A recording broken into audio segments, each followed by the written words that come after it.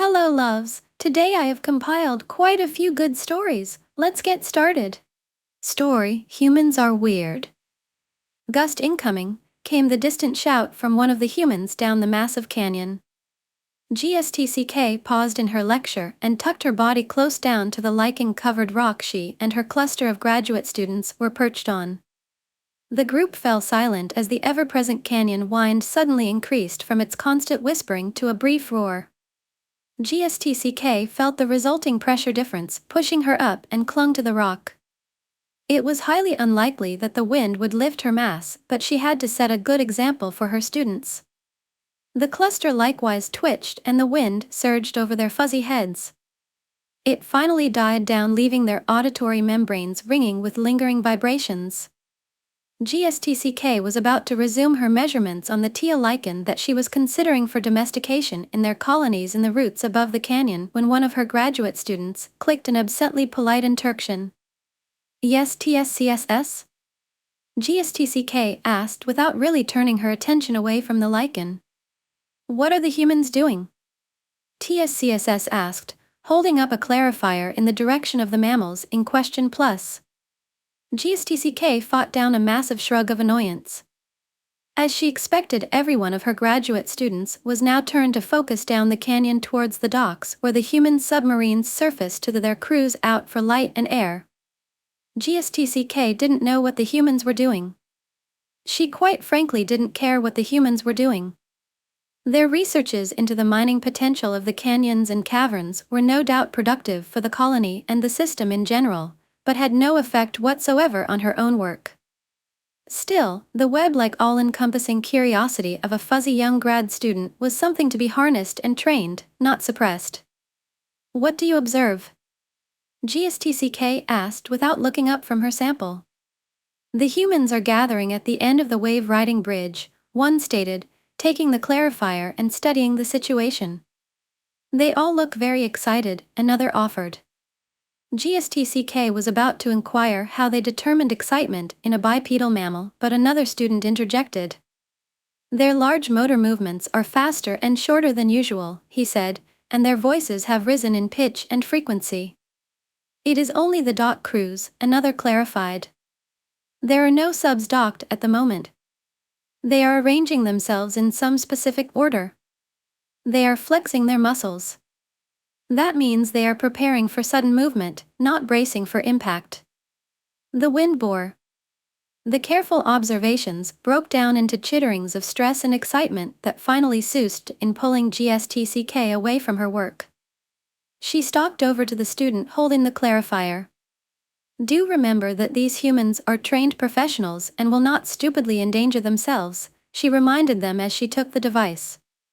There was an uneasy chitter of agreement as she studied the situation. The wind bore was indeed seeming to menace the humans on the dock.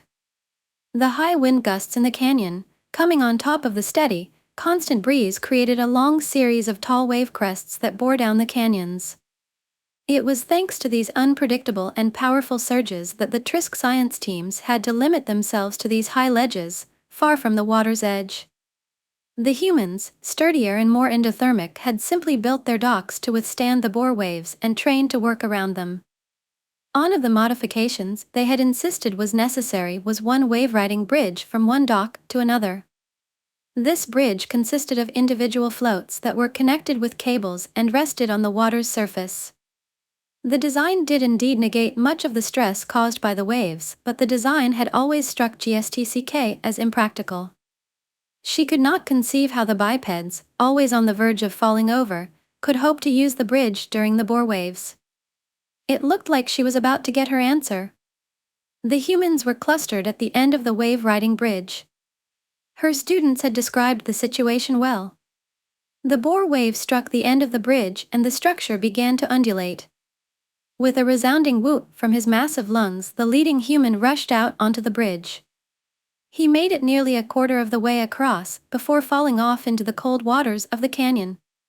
Frantic chittering broke out from her students and Gst'ck raised a griping appendage sternly to silence them. "How are the other humans reacting?" she demanded. There was a long pause as her students considered this question. "They are laughing," one observed. Another human has already replaced him on the bridge. She fell into.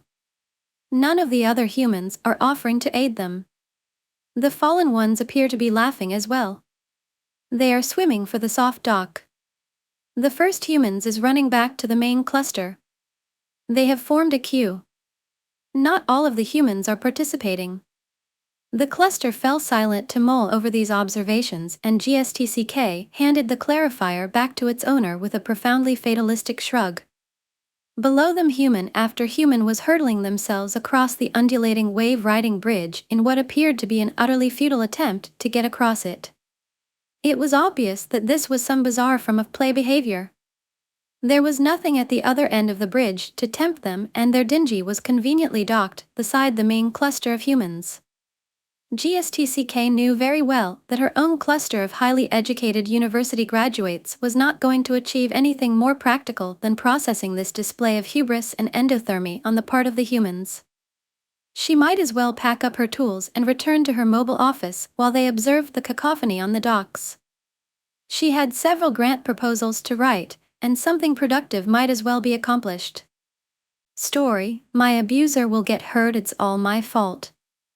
My name is Lily, I'm a 19-year-old female.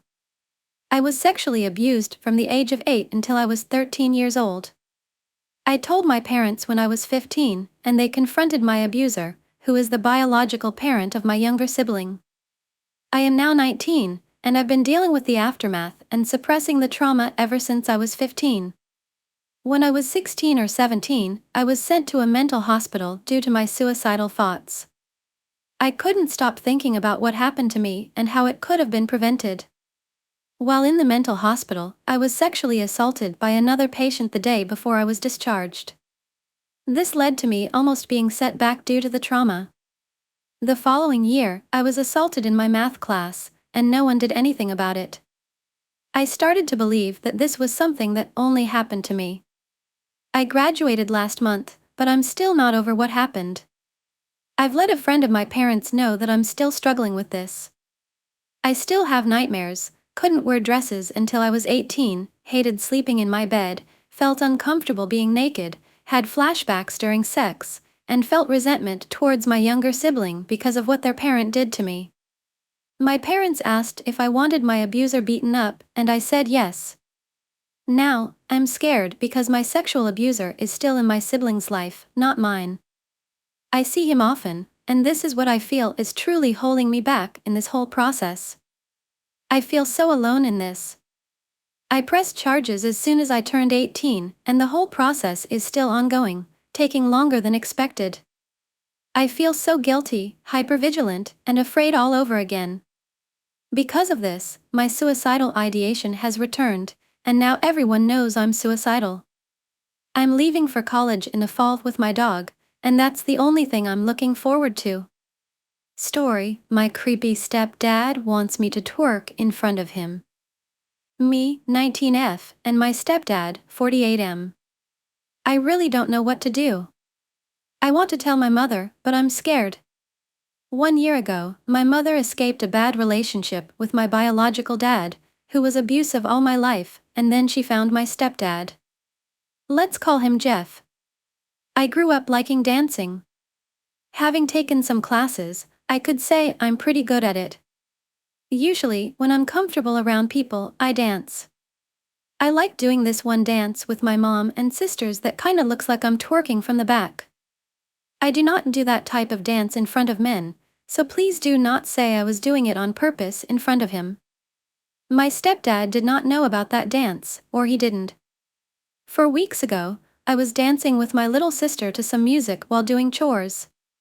No boys were around, and it was just me and my little sister, so I did the dance. I did not see my stepdad walking into the house from the back door, not until my sister stopped dancing, and I looked behind me to see Jeff standing there. I instantly stopped, obviously embarrassed, and my sister and I went back to doing chores. That is not what I found creepy, but what I found really creepy and inappropriate was when a day later he asked to talk to me in his room. I really didn't want to, but I just wanted it to be over and done with because I do not like him. Once he brought me to his room, he said blankly with a straight voice, "Why don't you dance like that in front of me?" I got really uncomfortable and left the room. Leaving the house with my car, I did not feel comfortable with him home alone, so I left and went to a friend's house. That wasn't the first time he did something really creepy. Another time was when I was taking a shower and I heard a knock, so I yelled, "Yes." I did not hear anything, so I peeked my head from the shower only to see the doorknob trying to be opened. Luckily, it was locked. I knew it was him because after I yelled, "Stop," he had the audacity to say, "Why is the door locked?" Like, what the actual fuck? What do you think? After that, I told my mom about it, saying she needs to set boundaries or I am leaving and going no contact. I know that was a little dramatic, but I do not give a flying shit. He did so many creepy things to me, and my mom does nothing about it. The reason I'm scared to tell her is because she genuinely loves this dude, and I hate to be the reason she can't find love. I'm sorry for the end. I'm not good at English, and I'm really not wanting to talk about this because I'm still trying to recover from him asking me that and the previous things he's been doing. Right now, I'm staying at my grandma's. Story: My classmate's dad caused a lockdown at school. Hi. For this story, I think it's important to include context of what my school was like. It was a pre-K to 8th Catholic private school specifically targeted towards Latinos to improve graduation rates of this community, and the religious aspect was just thrown into it because one of the founders was a nun or something. Despite being a private school, it wasn't exactly the most ideal school. A lot of public schools were actually in a better condition. To paint the picture, my old school was the school where high schoolers came in to volunteer for service hours, and where Girl Scouts raised money to donate bikes and winter jackets to the elementary students. It wasn't located in necessarily the best area, which means we went into lockouts quite frequently. Mostly due to crime around the area or one of the nearby druggies yelling and getting aggressive. However, there were rarely any cases of the school itself being in direct danger. There was once a bomb threat a substitute made years ago, but that was one case over a course of 20+ years that place has been going for. Though, in 6th grade there were 2 lockdowns. The first one wasn't anything special really. A woman under the influence of drugs was basically trying to get into the school. Most likely to steal, as she has been able to sneak in and rob some items before. However, it was mostly precaution when we went into lockdown. After it was over and the woman had been arrested, staff members like school counselors had gone to classes and explained the situation calmly. The second lockdown, however, was very different. That one was actually terrifying. One of the girls at that school who I had known about since kindergarten had often complained to us about her dad. It wasn't unusual for kids to grow up in abusive households or vent to each other about their parents/family. She was no different. She obviously hated her dad and talked about how shitty he was towards her and her mom as well as her older sister, who was in 8th grade at the time of the lockdown. During the first few months of 6th grade she had been talking about how insane her dad was acting, such as breaking into their home while they were away and wrecking the place up. He was toxic and that was obvious to anyone she told. Well, while I was in Mexico for my cousin's quinceañera, my mom received an email that the school has gone into a lockdown. My mom was dismissive about it when I asked, and her being a teacher at that school, I'm sure she assumed it was a similar incident to the first lockdown that had happened just a few months ago. This was in February for reference. Once I got home around a week later, that girl was not in class. And some of my friends had rushed over to me, wanting to explain immediately what had happened. Apparently, her dad had gone to the school looking for that girl and her sister. What's unsettling is that he had been running from the cops after kidnapping that girl's mom and torturing her, as well as stabbing her uncle. And after that he was on the run for a while. He was arrested. I believe he was charged with assault with a deadly weapon, attempted murder, kidnapping, burglary, assault, strangulation, assault, disfigurement, motor vehicle theft, and stalking. The girl and her family moved away and I haven't spoken to that girl in person since. From what I know she's doing a lot better, but nobody from my school has really stayed in contact with her. Regardless, knowing that such a dangerous individual was meaning harm came to a building full of children is scary. Story, My Neighbor Daisy. Okay, so my family and I had moved to the States briefly in the late 90s. Early aughts won't say when exactly, but around those times, because my grandfather was going to get his pension, retirement, and other stuff set up. So the point was that we went and rented a house. So yeah, we stayed there for about 1.5 years or so as my grandpa transferred all his paperwork and such. I didn't go to school in this time, and I spent a lot time playing outside, and that's where I met Mrs. Daisy. She was a lady that lived alone next door to us. Mrs. Daisy was a widow, had 2 adult sons that were horrible emo, and unfortunately she was also an alcoholic. I would see one of my older cousins I called uncle go over all the time and he would get plastered and stuff with her. I am sure drugs were used as well, but whatever, I was young and I liked this lady BC. She would give me toys, cookies, and sometimes even played with me. One day she gave me a doll that would sing Ring Around the Rosie. To say I loved this doll was an understatement. I adored this doll, and my neighbor Daisy ended up telling me that doll reminded her of me, so she thought I would love it and take care of it. I was excited. I thanked her 100x over and I slept, played, ate with this doll religiously. I still used to see my neighbor and try and play with her in her yard with my doll, but shortly after she had given me that doll, I saw less of her and saw my uncle go over more and more. I will admit I was a nosy kid. I knew the times my uncle was leaving the house and getting back, and he hated that BC I would tell my grandparents when they asked and he would lie to them. Anyways, I knew that sometimes he was at her house by 7 a.m. and he would come home until maybe minimum 1 a.m. the next day.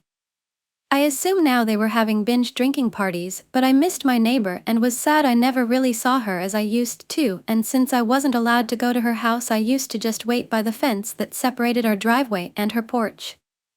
But then one day, I saw the cops and someone take a stretcher out with a white blanket over someone. Everyone in the neighborhood was outside. That's when the news spread that she was found dead by one of her sons. Then I remember my grandparents were talked to by some detectives.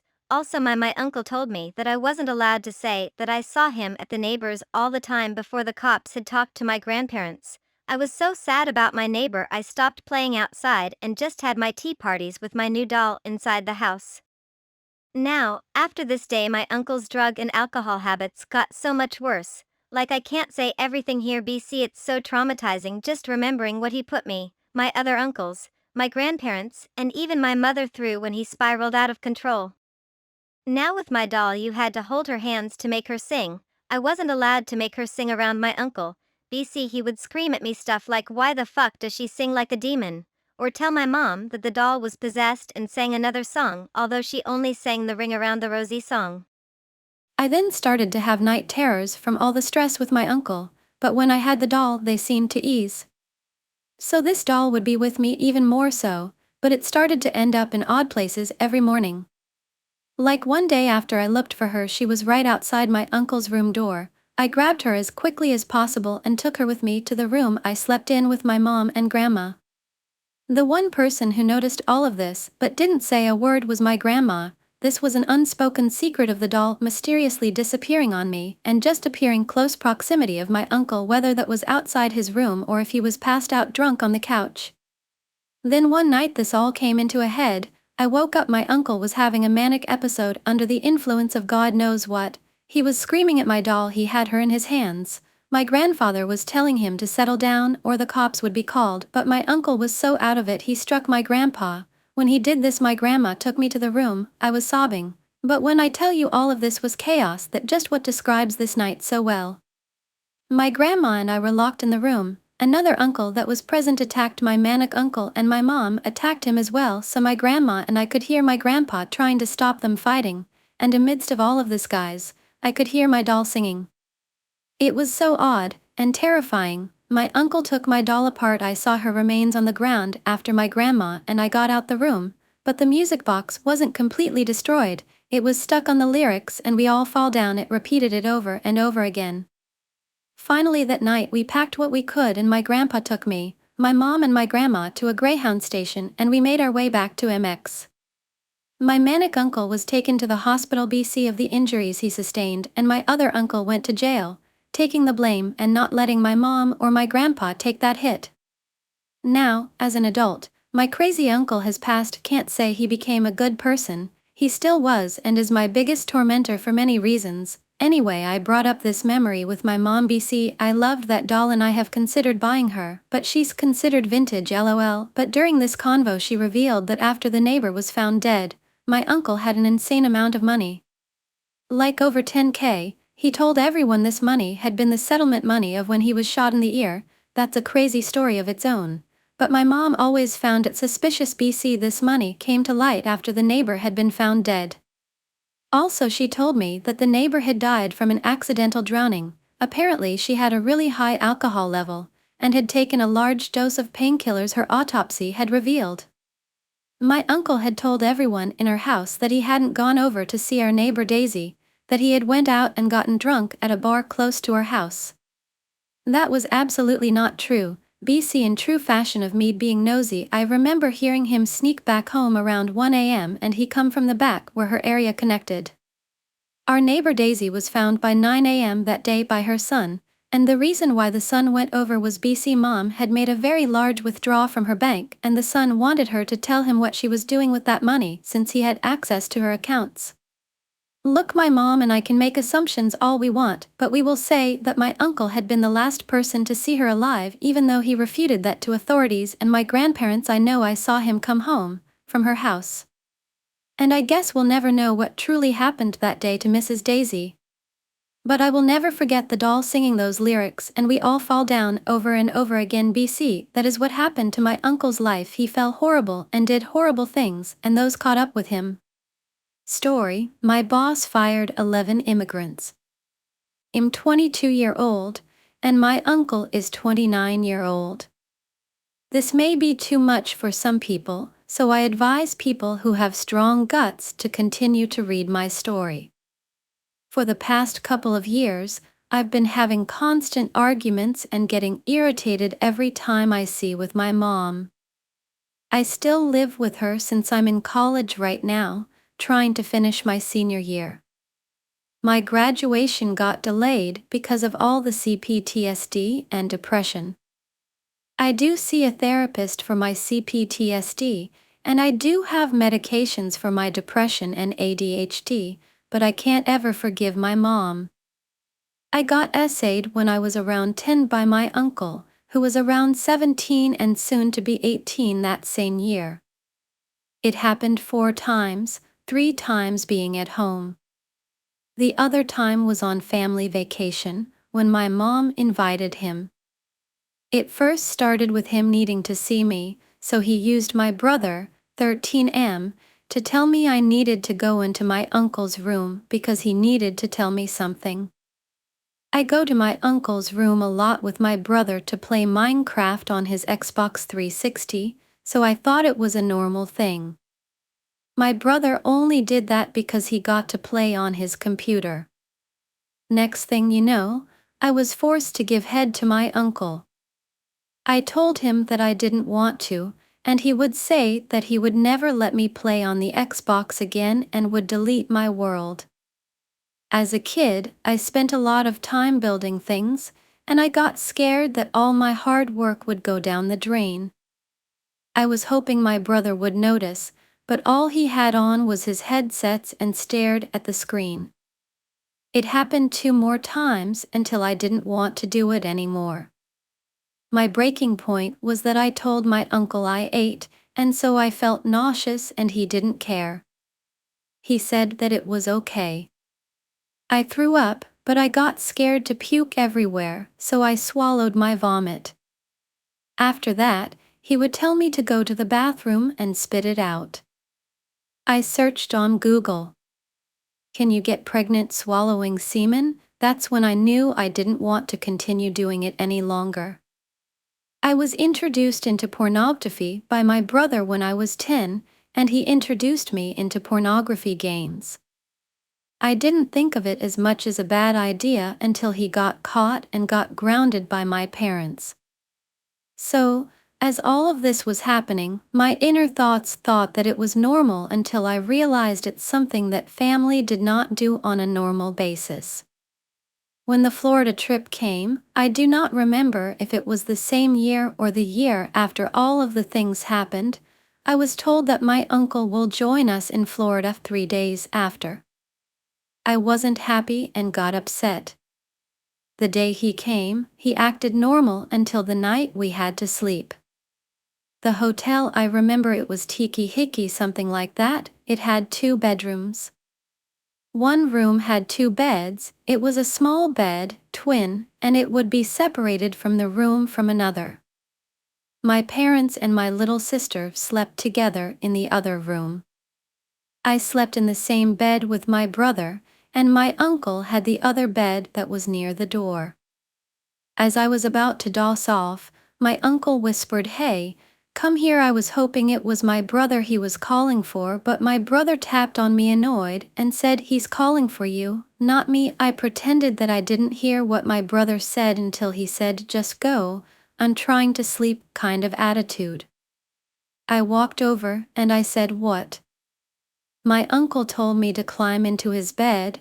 I didn't want to, but I did because I was scared my brother would yell at me if I didn't let him sleep since my uncle kept asking for me. It was pretty late, around 11 p.m. He asked me, "Do you like lightsabers?" I said, "Yeah." He knew this because I would watch Star Wars on TV back at home. Then he said, "Do you want to touch my lightsaber?" I said, "What lightsaber?" He said, "Here," and he placed my hand on, you know what? I tried to end the conversation and hoping my brother would be awake, but he was dead asleep. He told me to jerk him off. After it was done, I was just in shock while he used the bathroom to clean himself up. I turned facing my brother and I wished I had got up to go back, but I didn't. I was in utter shock and was sad. When he came back, he put his thing between my thighs while I was facing my brother going back and forth, and at that moment, I got up and went to the other side. And I pretended to fall asleep. Nothing else happened after the trip, but I didn't know what just happened. I never told anyone, as I was told that if I told anyone, I wouldn't be able to play on the Xbox anymore. I told my friends in 6th grade, and they said, "Whoa," but they never told me to report it to the police, and so I thought it was something that I had to get over with. Until 11th grade in high school, I was in a silly drama with a girl who always thinks I spread rumors about her when I didn't even know the rumors, or she just likes to blame everything on me. That's for another time. I got called into the office, and when they tried to say that I shouldn't be spreading rumors, rumor is that this girl was on Tinder and got essayed by someone she claimed she knew for a long time and got mad. I told my ex, who was my BF at the time, what happened, and he just so told people long after we broke up. I told them that it wasn't my problem, and the school counselor said, "You don't know what happens between these closed doors, especially even when families are around." I guess that sentence hit me pretty hard because I started to cry. The girl thought I cried because I got caught or something, and till this day she still thinks that. But besides that, the counselor told everyone to leave and asked what happened. I told them, and they told me that they had to call the police. I didn't go to the rest of my class that day. My uncle got arrested, and my parents came to ask what happened. They were told by police and the school. I never wanted to tell my mom specifically because I knew her response. My dad got really mad and demanded him to get out of the house and never come back. I went to live with my dad's parents for a bit while everything got sorted out. My mom would visit me and ask if I'm okay and why I never told her. This was when I thought my prediction about telling her was wrong. I was wrong. The meeting between my parents and the school took place for a couple of days.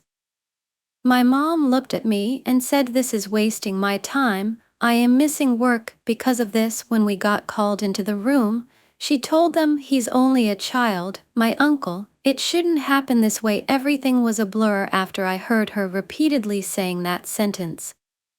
I heard mumbling from the counselors. I thought my mom would be on my side. I was wrong. During the times she would come to see me at my grandparents', I would be in the car, and my mom would tell me, "He's family." When she was little, some older man tried to touch her, but she slapped his hand and she's over it. I looked at her and said that's not the same. She told me I should forgive him because he was a kid and he even said sorry.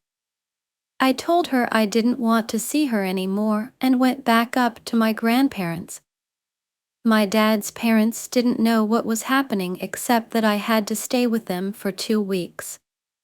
My mom never told anyone. I wish I did, but I didn't speak my language very well, so I never really knew how to bring it up with my broken language. After going to detectives after school and my parents taking time off work, my mom kept telling me she missed work and didn't have time for this. I got mad and told her she didn't have to come, she had to because she's my parent. The week after, she told me to drop the case. She said, "Don't trust these police or detectives. They're trying to ruin the family. You don't want him in jail, do you?" I looked at her shocked and said, "What do you mean?" She said, "If he goes to jail, the family is ruined." She tried to basically say that it'll be my fault. My grandma, mom's side, will be heartbroken for the rest of her life. I was pressured into dropping the case. I wished that I had continued the case because ever since I didn't, my life had become harder. I was struggling to go to school, and I barely passed my classes during senior year. I graduated, but it was during when pandemic started. Every time I bring it up to my mom about it, she always tries to dismiss it. I've been talking to my therapist, I've gotten different therapists, but now I have the one I constantly go to once a week. How during college I had to withdraw classes every semester and I just didn't do good. I'm planning to report him again and finish the case. It's been kind of hard. After I dropped the case, my uncle invited me to his car, and I had to because my mom forced me. He apologized and hoped that everything would be fine in the future, and he was sorry that he did that to me. He was crying, but I was just not comfortable. I told his GF about it, and she was shocked and said, "I don't want to marry him if he had done this, because what if he does it to my kid also?" Point blank, she never left him and still is together with him. I'm glad it never happened to my sister because she was interviewed also by the detectives. But I'm also so alone that I have no one. My dad felt guilty since my grandma and mom begged my uncle to stay at the house. I've moved out of that house with my mom and sister. My dad visits occasionally to a place near my school a couple of years later. My parents are deciding to move back to the house where everything happened, and I told them I can't. My mom doesn't understand that I will never forget, and she always invites him to family events, and I told her to stop, and she got upset and said the event isn't going to happen anymore. She stopped inviting him after a heated argument, and I told her I'm taking pills because of what she did and what he did to me. She told me to stop asking the pills. I never did, but she's so blind on what's happening, she keeps avoiding the topic, and whenever I see her I can't help but get mad. My mom didn't raise me, my grandparents did. She had me when she was young at 21 or 22. But she would always get me what I wanted. Even so, I can never be the same. I wanted to continue the case, and I realized that now I have limited time. My uncle plans to move out of state across the country next year. I feel pressured, and my mom kept telling me that I need to stop talking to her with an attitude. Of course I can't. Edit, the same year the case got dropped. My mom decided to buy him a birthday gift a couple of months later. Story, Shadows of the Fair, A Trip to Wilmington, Forever Inked. Hi Reddit. I'm here with a sob story like a million others, and I'd love some words of wisdom if anyone feels generous enough to give them. So my ex-partner, 26M and 26F, were together for just shy of 2 years. We've known each other since we were little kids, and I always considered him one of my best and truest friends, even once we drifted apart in high school. He is funny, clever, sweet, and attentive when he wants to be. 2 years ago, I had a dream about him out of the blue and reached out to him, wondering if he might like to have a coffee with me and catch up. He accepted and we got coffee and caught up. Apparently, he was under the impression that was our first date. I genuinely thought we were just hanging out as old friends. Once he made his feelings/intentions for me more clear, by way of an extremely romantic picnic date that he put a lot of care and effort into, I asked him to let me think about it first. And think about it I did, for almost a month. I had only ever been in messed up, toxic relationships up until that point, and I didn't want to bring that baggage into a potential partnership with someone I already had so much love and respect for. During that month, I did a lot of self-reflection, and came to the conclusion that I was more than capable of being the good, trustworthy, and loyal partner that I knew he deserved. I thought we had a really good relationship. It was far and away the best one I had ever been in. He was sweet, romantic, thoughtful, and enthusiastic about me. He had long-term goals and plans that he quickly started to include me in. I met his friends and family and did my best to honor him by being the best I could be to his loved ones. One thing that kept coming up, however, was his job. He works in a restaurant. He thinks it's fine dining. It's not. It's a high-pressure environment, to be sure, and about a year into our relationship he was given a promotion from bartender to manager. I think that's when things might have started to go downhill. The pressure got to his head almost immediately and he slowly became colder and more closed off. He is obsessed with his work and his coworkers. He had 2 really good friends/roommates, let's call them G and T, whom he convinced to come work at the same restaurant so they could all spend even more time together. G and T liked to party. A lot. Especially G. My ex often said that G was a bad influence on him and that his behavior worried him deeply. They would go out with maybe 10 to 12 other coworkers to the college bars in our town, we are not college age anymore, and get drunk maybe 2 or 3 times a week.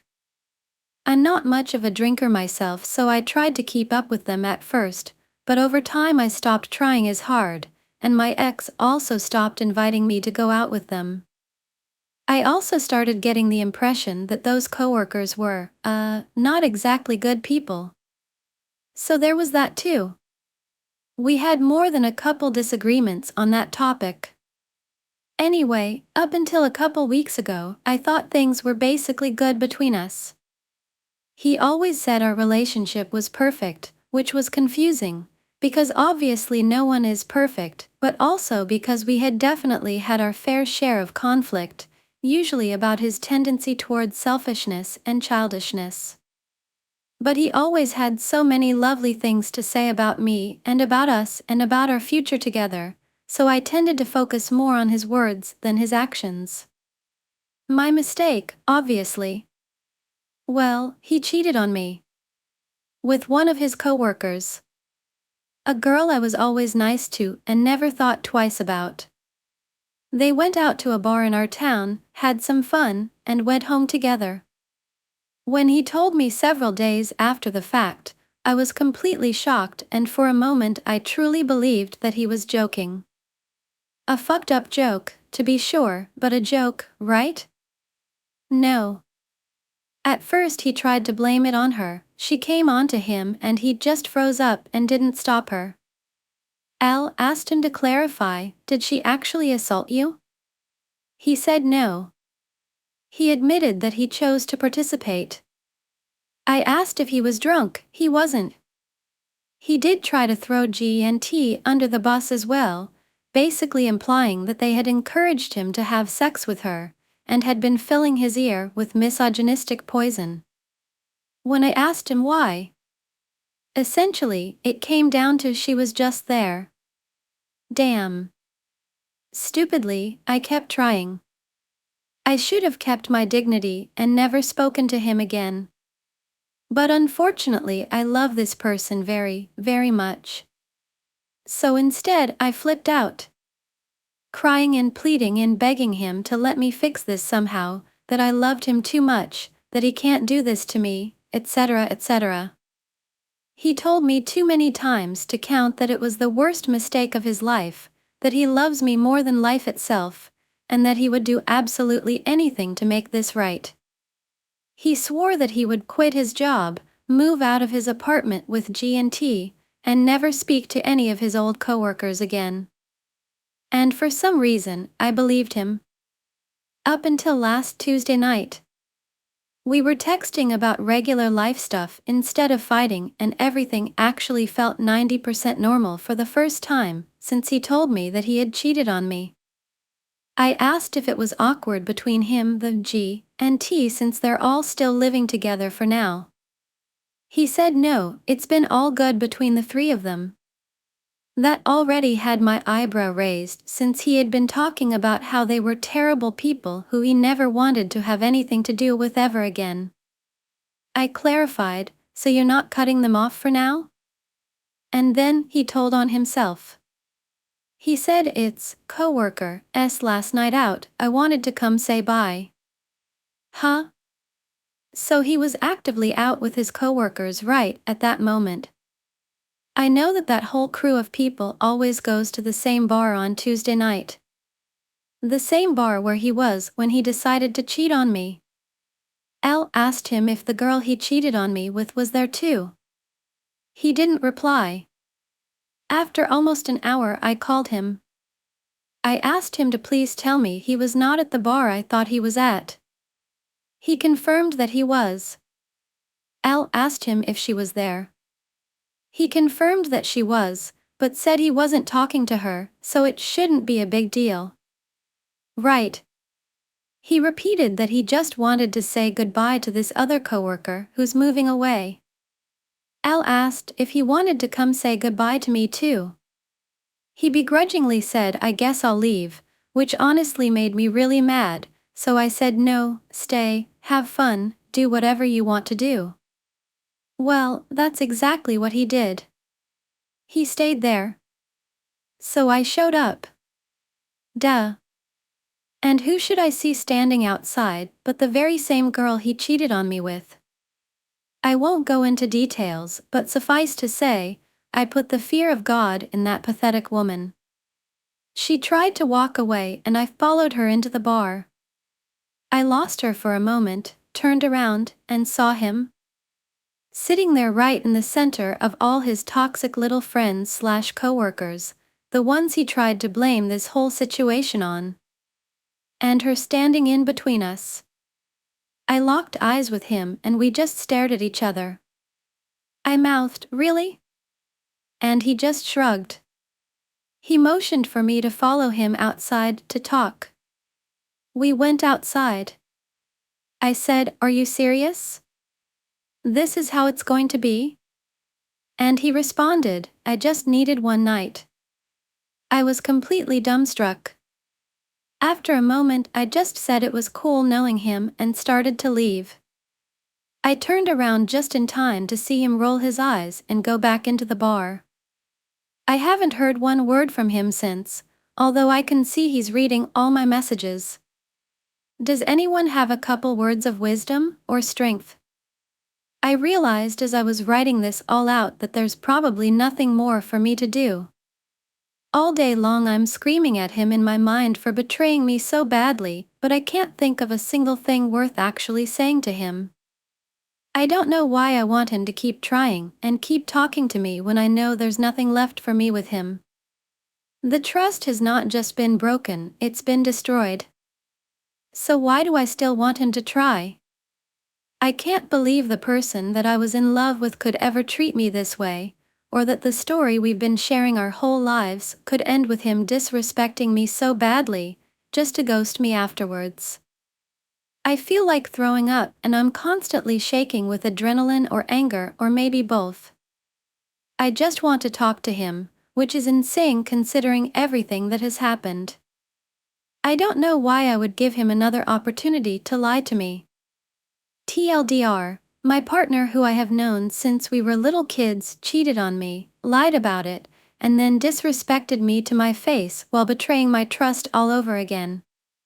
For some reason, I still want him to talk to me and try to fix it, even though I know it can't be fixed. What's wrong with me? Story: I, 27M, am breaking up with my girlfriend, 29F, due to past infidelity. Hello everybody. I have something to finally get off my chest that happened on the cusp of my 18th birthday when I was sexually assaulted. I am now 22M, and it's something that I have only told a select few people because I know no one would believe me, but what the hell, I don't even care anymore. I just finally want to get it off my chest. When I was 17M, a day before turning 18, I got pretty drunk as I was celebrating over the phone with my friend at the time, since this was during COVID. My living situation was pretty weird as my parents left to live in another country when I was 14. I decided to stay in the US to finish high school, so I bounced around many places living with friends. I did live with my girlfriend at the time and her family for 2 years, but once we broke up, I moved out and came to live with a family who resembled mine a lot. They were Hispanic, loving, with 3 sisters and 1 brother, and they resembled my siblings who left the country, not only in appearance but in how they acted. So, I came to love them as my own family to the point I called them my siblings and their mother. I called my mom as she was exactly like my mom in every way, only more outspoken and very tough with love and protecting her kids. This was the end of my sophomore year, and from there to my senior year, they were my family. I knew they weren't really my family by blood, but they saw me as if their mom birthed me and that we truly were family. The mom, let's call her Maria, never treated me differently. On many occasions, she and I would have Mother-son days out, and she would hug me when I cried because I missed my real family. She showed me love and support in every way possible. I say this because for a while during COVID, it was just her, my little stepsister, Vivi, 10 years old, her older daughter, let's call her Michelle, and me. We all got super close during this time, like inseparable, and this made me even swear they really were my family. Maria had another daughter, my best friend in high school, Jasmine, 18F, but she lived in another city after high school. Jasmine would come to visit occasionally, and to show how close I had gotten to her family, I got even closer to her bigger sister than her. One day, all of us were at home except Maria, 45F. It was just Vivi, 10F, Jasmine, 18F, Michelle, 24F, and me, doing our own thing. I was drinking in my room on FaceTime. I remember being pretty drunk, and the rest of the night is hazy. But since I was home, I felt safe as we would all drink together from time to time. The next thing I remember is waking up around 1 to 2 a.m. on the couch with my stepmom beside me, passed out. I embraced her because I saw her as my mom. It's important to state that all my friends said how hot and gorgeous my stepmom was and that they would jump on her at any given chance, but not me. Yes, she was beautiful, but she was my motherly figure and someone I saw as only my safe place and my loving stepmother who was always there for me at my lowest and to cheer me up at my highest. I never saw her as my friends would. I went back to sleep still drunk, and about 30 minutes later, I woke up to someone grabbing my private part. I became completely sober. I opened my eyes and saw that it was my stepmom. I kept saying in my head, "No, this can't be true. I must be sleeping. This is not happening." I repeated it over and over again, thinking it was just a dream.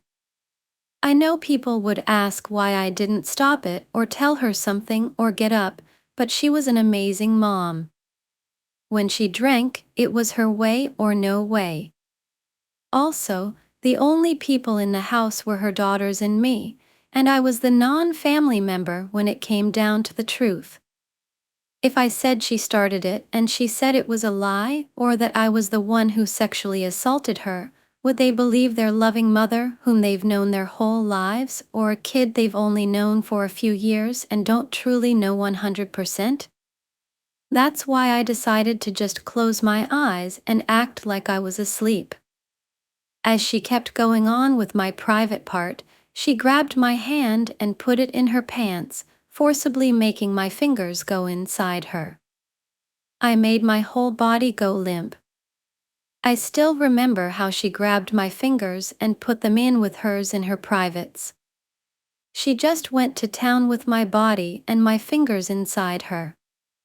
The whole time, I was super sober and internally crying and praying to God to make this go away. Then I blacked out.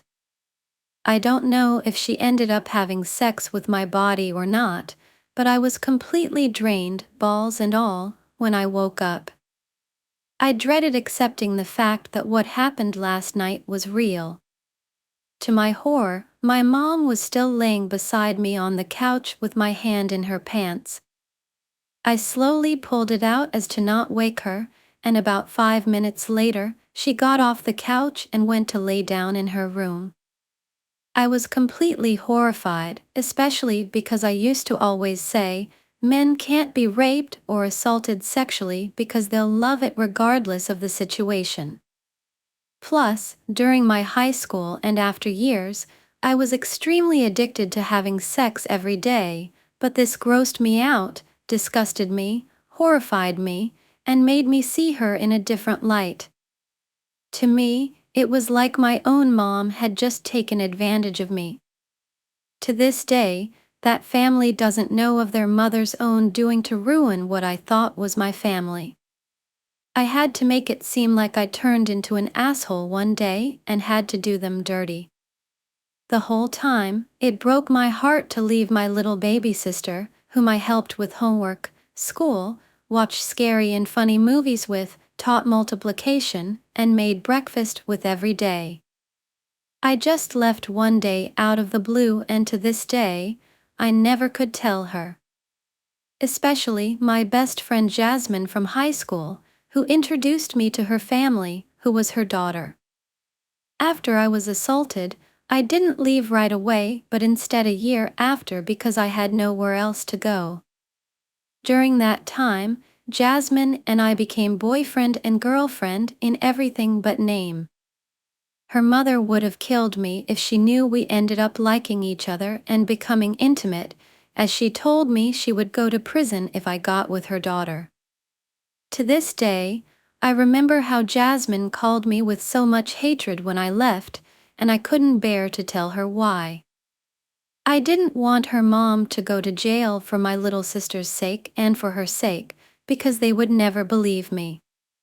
Their mother was always seen as such an example and would never be capable of such a thing. It has now been 4 years, and it still kills me that I made them see me as the bad guy, only to not tell them the truth. I now live in a different country and wish every day to tell them, not for reconciliation, but to finally get it off my chest. But I know they will ask why I waited so long to tell them or why I'm stooping so low to lie about something so serious that couldn't have possibly happened. What hurts the most, and I haven't ever told anyone this, is that Jasmine and I were becoming serious and almost were going to tell her mom. Now Jasmine is pregnant with someone I can only think of as my replacement. I just left her heartbroken and alone, and it could have been my kid she was going to have. Story: husband cheated on me. I'm at a loss and don't know what to do. I just feel completely empty inside. My husband travels a lot for work. He's usually gone about half the month or sometimes more. He confessed to me last week that he has been struggling with watching porn while he's gone and he wants to get professional help. He wanted me to know to have my support. Last night, he told me it wasn't just porn. When he was on a work trip to Vegas, he was watching porn and one thing led to another. Long story short, I guess whatever he was watching piqued his curiosity and he ended up reaching out to someone on Reddit and got a blowjob, and it also happened to be a dude. Honestly, I don't even care about what that could possibly mean. The gender of the person matters much less to me than the act itself. This happened 3 weeks ago and he just told me. We've been together for 4 years and have 2 kids, a 1.5-year-old and a 1-month-old. He's willing to do whatever it takes to stay together and fight for us. He has appointments for therapy already and we're going to start couples therapy too. I don't know what I'm looking for in here. Building trust back feels impossible right now, but I want to try for our babies if nothing else. I know what advice I would give to someone in my shoes, but it hurts too much to think about right now. I'm just so angry at this entire situation. I feel fucking crazy. I'm so mad at him for ruining my vision of our entire future.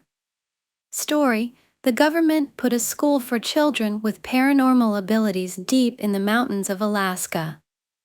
Something went horribly wrong. So basically 5 to 6 months ago my girlfriend cheated on me with my own boss. It was terrible and soon became the most embarrassing thing of my life. I worked at a supermarket and with everyone's boring lives it soon became the talk of everything and really made me struggle mentally. Key things I'll add before I explain why I took revenge out on him. My boss was in his mid-40s, married with children and would boast about cheating on his wife to the work boys, with the way he would describe his main tactics as trauma bonding. My girlfriend had BPD and was easily manipulated and persuaded by him to receive fake promises and promise to faster promotion. We are both 20 to 21, so basically I set up a fake Facebook profile and acted on it for a week or 2 before I joined the local community page, doing post and responding to comments he was interacting with. I made it out like I was a newly single mom and new to the area. After 1 month, before getting his attention, I slid into his DMs and started messaging him and flirty with him. I already knew a lot about him in terms of hobbies, interest and sporting teams, so I made everything easily relatable to form a strong trusting connection. I had him hooked. I had him moved over to Snapchat and started catfishing him with photos from online. In exchange he started sending me nude photos exposing it all. I saved them all in my chat and left them there to build that trust. I also let HM do the same to the photos I sent. After I had enough to ruin him late, I changed my username and name on both platforms to a younger female staff member who used to work at the shop and screenshotted everything. I saved over 20 photos of what he was sending me and lodged a complaint with HR for the company. I even faked a Gmail email to make the user more believable, and when they called me on the phone, I had a female friend take the phone so it sounded very legit. Work for a large company, so you have the option not to do it in person. I also sent the screenshots of our messages and sent the nude photos of him cheating and sent them to his wife, his mom and his sister. I truly wanted to ruin this man. I wasn't done then.